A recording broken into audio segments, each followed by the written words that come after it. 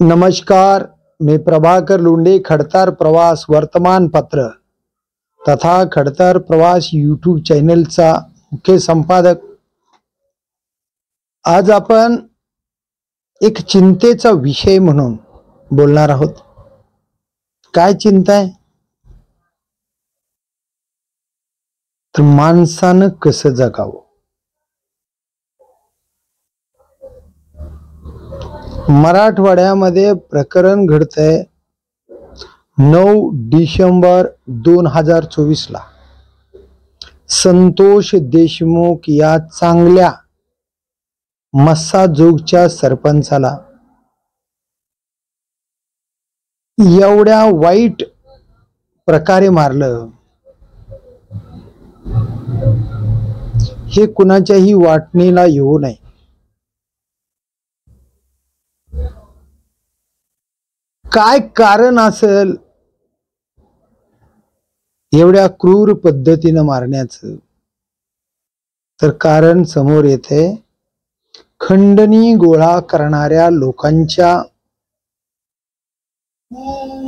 आडवं येणं संतोष देशमुख यांना भोवलं, अशा पद्धतीच्या बातम्या ऐकायला येतात। काय वाईट होतं ते?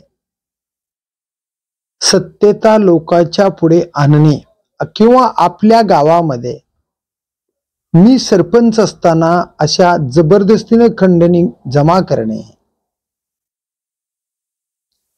आपल्या भागामध्ये येणाऱ्या कंपनीच्या मालकाला दमदाटी करणे, पाय तोडण्याची भाषा करणे आणि त्याच्यातून करोडो रुपयाचा खंडणीच्या माध्यमातून मावेजा जमा करणे, असे प्रकार त्या ठिकाणच्या गुंड लोकांकडून केले जात होते। आणि त्या गुंडाला अडवण्याचं काम संतोष देशमुखानं केलं, असं लोकांमध्ये बोललं जात आहे। खरं काय आहे हे त्या ठिकाणच्या लोकांनाच माहित, पण बोललं जात आहे। एका गरीब मित्राला हे खंडणीखोर मारत असताना त्या मित्राला वाचवण्यासाठी जाणं, त्याचा जीव वाचवणे, स्वतःचा जीव गमावणे म्हणजे संतोष देशमुख किती मोकळ्या मनाचे होते, लोकांच्या मदतीला पडणारे होते, हे यातून दिसत आहे। म्हणजे सर्व सामान्य गावकऱ्याच्या मित्रमंडळीच्या मदतीला पडणे, त्यांना अडचणीतून सोडवणे आणि त्यांना साथ देणे, हे त्यांचं खरं काम होतं। म्हणून 3 वेळेस संतोष देशमुख हे मस्साजोग या गावचे सरपंच झाले होते। आणि या गुंडवृत्तीच्या लोकांना खंडण्या जमा करणे, वाईट पद्धतीने पैसा जमा करणे याशिवाय दुसरं काय कळत नव्हतं। आणि हे संतोष देशमुखला पटत नव्हतं। माझ्या गोरगरीब जनतेची पिळवणूक, माझ्या गावात आलेल्या उद्योगाच्या मालकांची पिळवणूक करणे, खंडणी जमा करणे, हेच कदाचित त्यांना गुंड लोकांना पटलं नाही। आणि म्हणून संतोष देशमुख यांची 9 डिसेंबर 2024 ला अत्यंत क्रूर पद्धतीने हत्या केली। महाराष्ट्रामध्ये देवेंद्र फडणवीसांचे सरकार आहे। देवेंद्र फडणवीस म्हणाले, मुख्यमंत्री, की मी कोणालाही सोडणार नाही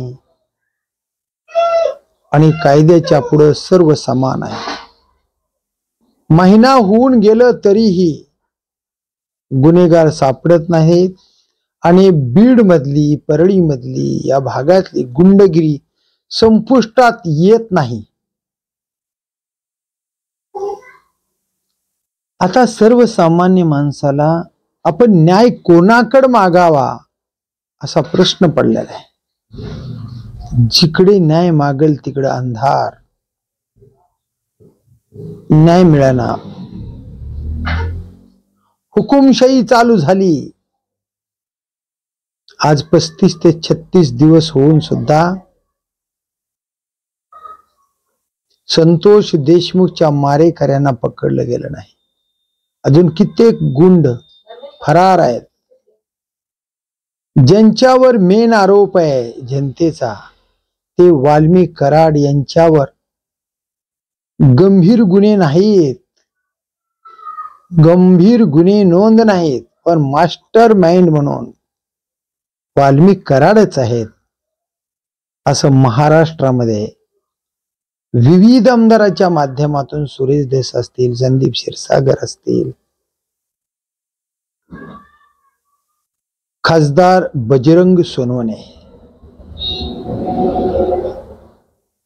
हे 3 तर प्रमुख या गुन्हेगाराला शोधण्यासाठी शेवटपर्यंत लढणार आणि तमाम मराठ्यांच्या गळ्यातले ताईत असणारे जरंगे पाटील हे तर मी मरे तोपर्यंत या संतोष देशमुखच्या कुटुंबाच्या पाठीशी खंबीरपणाने उभा राहणार असं त्यांनी सांगितलंय.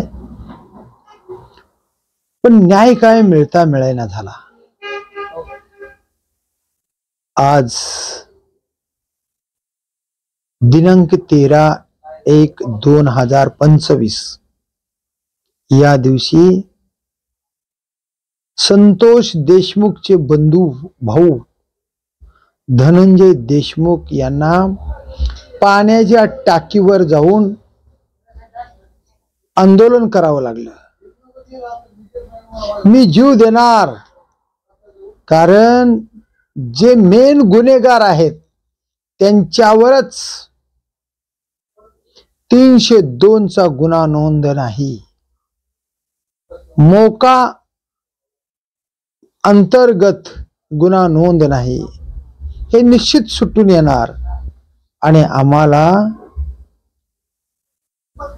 जिवंत मारणार, जीवे मारणार, त्यापेक्षा आता इथंच मेलेलं बरं, अशा पद्धतीचं आजचं आंदोलन त्यांनी पाण्याच्या टाकीवर चढून केलं. या प्रकरणामध्ये स्वतः जरंगे पाटील यांना हात जोडून विनंती करावी लागली, धनंजय तुझी गरज आहे बाळा, मला तुला लढायचंय, तुला रडायचं नाही, लढायचंय. एका ठिकाणी साहित्यरत्न लोकशाहीर अण्णाभाऊ साठे म्हणतात, मला रडगाणं मान्य नाही, मला लढा मान्य आहे. अगदी त्याच पद्धतीने मनोज जरांगे पाटील यांनी विनंती केली, पाण्याच्या टाकीहून खाली ये, पोलीस प्रशासनाने तुझी जबाबदारी घेतलेली आहे, मला तुझी गरज आहे, तू आता रडायचं नाही, लढायचं आहे आणि तुझ्या लढ्यामध्ये मी मरे तोपर्यंत साथ देणार आहे. मी यांना सुट्टी देणार नाही, जे गुन्हेगार आहेत त्याला सुट्टी नाही, संतोष देशमुखच्या मारेकऱ्यांना सुट्टी नाही, जे कोण असतील त्याला मी फाशीच्या तक्त्यापर्यंत पोहोचवणार, त्याला फाशी देण्यासाठी सरकारला भाग पाडणार. सरकारला या प्रकरणामध्ये सुट्टी नाही. गुन्हेगाराचा शोध घ्या, आम्हाला संशय आहे त्या गुन्हेगाराला ताब्यात घ्या, त्याच्यावर गुन्हे नोंद करा, कारण हेच खरे मारेकरी आहेत, असं मस्साजोगच्या लोकांचं मत आहे. ज्या गावचे सरपंच संतोष देशमुख होते त्यांना खल्लास केलं, छिन्न विच्छिन्न करून मारलं, क्रूर हत्या केली. या गावच्या लोकांना संशय या प्रकरणाचा मास्टर माइंड वाल्मिक कराड आहे आणि त्याला एका मंत्र्याचा आशीर्वाद आहे. आणि म्हणून असे प्रकरण या बीड जिल्ह्यात होत आहेत. आतापर्यंत 36 खून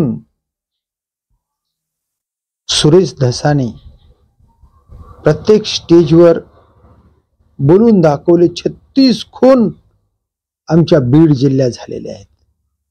झाकरत किती हा प्रश्न अजून बाजूला आहे. म्हणून या गुंड असणाऱ्या टोळीला सरकारनं प्रत्येक गुन्हेगाराला ताब्यात घ्यावं आणि या गुन्हेगारामध्ये मेन गुन्हेगार वाल्मिक कराड आहे, यालाही ताब्यात घ्यावं.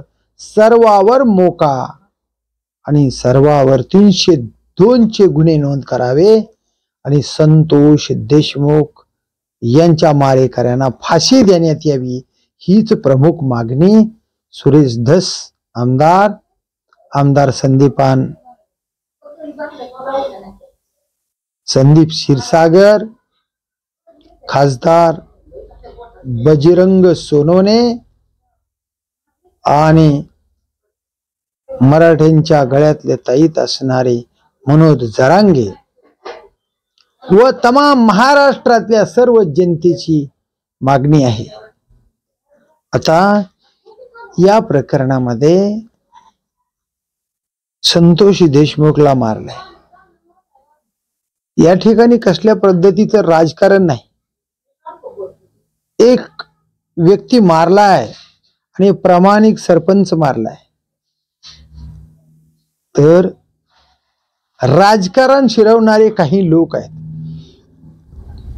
ओबीसीला टार्गेट करायलेत आणि मराठ्याच्या बाजूने लढायलेत असा आरोप आता सुरेश धसावर बजरंग सोनवणे, संदीप क्षीरसागर आणि मनोज जरांगे यांच्यावर केला जात आहे. आणि ओबीसीचे नेते एका बाजूनं या प्रकरणाच्या विरोधात लढत आहेत. हे जो प्रकार आहे तो जातीवर चाललाय आणि जातीवर जर असे प्रकरण गेले तर सर्वसामान्य माणसांचे भर दिवसा खून केले जातील आणि जातीपातीचं राजकारण निर्माण होईल. खुनाचा बदला आणि ज्याचा खून झालाय त्याला आयुष्यात कधीच न्याय मिळणार नाही. कारण या ठिकाणी राजकारण येणार, प्रत्येक ठिकाणी राजकारण येणार. नैतिकता कुठे आहे? कोणत्या गरीब माणसाला न्याय मिळणार आहे? महाराष्ट्रामध्ये सर्वसामान्य माणसाला तर न्यायच मिळणार नाही. बघेल तिथं राजकारण, बघेल तिथे स्वार्थ, बघेल तिथं जात धर्म पंथ, असं जर होत असेल तर कुठं न्याय मागावा? ज्याच्याकडे न्याय मागायला त्यांचेच हे गुंड आहेत. ज्यांच्याकडे न्याय मागायला जाणारे सर्वसामान्य माणसं आहेत, ते न्याय देणारेच माणसं अशा गुंड लोकांची टोळी सांभाळतात असंही जनतेत बोललं जात आहे. मग जे ह्या टोळीला सांभाळतात त्या टोळीवर गुन्हे कसे नोंद होणार असा प्रश्न आता जनतेच्या पुढे आहे. आणि म्हणून पत्रकार या नात्याने या महाराष्ट्राच्या मुख्यमंत्र्यांना लोकशाही जिवंत ठेवायची असेल तर निपक्षपाती ओबीसी, बंजारा, मराठा या गोष्टी डोक्यात न आणता एका 2 लेकराचा बाप मारला गेलाय, त्या निराधार झालेल्या संतोष देशमुखच्या पत्नीला आणि त्यांच्या 2 मुलांना न्याय द्यावा. आणि या भारतामध्ये कायदा जिवंत आहे हे जनतेला दाखवावं. लोकशाही जिवंत आहे. कायद्याच्या पुढे सर्व समान आहेत. ना जात, ना पात, ना धर्म, ना हिंदू, ना मुसलमान, आम्ही फक्त इन्सान. हा संदेश देवेंद्र फडणवीस यांनी मुख्यमंत्री या नात्यानं जनतेला द्यावा आणि लोकांना दाखवून द्यावं कितीही जवळचं असेल, आमच्या सोबत जरी काम करणारा असेल, आमच्या पक्षात जरी असेल, आमच्या पक्षाला पाठिंबा देणारा असेल, तरी सुद्धा गुन्हेगारीला माफी नाही. जो गुन्हेगार आहे त्याला सजाच दिली जाईल आणि ही सजा मी देणारच आणि जेलमध्ये सडवणार आणि फाशीच्या तक्त्यापर्यंत पोचवणार हे जनतेला दाखवून द्यावं एवढीच अपेक्षा आहे. आणि संतोष देशमुखांच्या कुटुंबाला न्याय देऊन या महाराष्ट्रामध्ये कायदा जिवंत आहे. कायद्याच्या पुढे कुणालाही माफी नाही एवढंच दाखवून द्यावं एवढीच महाराष्ट्राचे मुख्यमंत्री या नात्याने तुम्ही जनतेला न्याय द्यावा.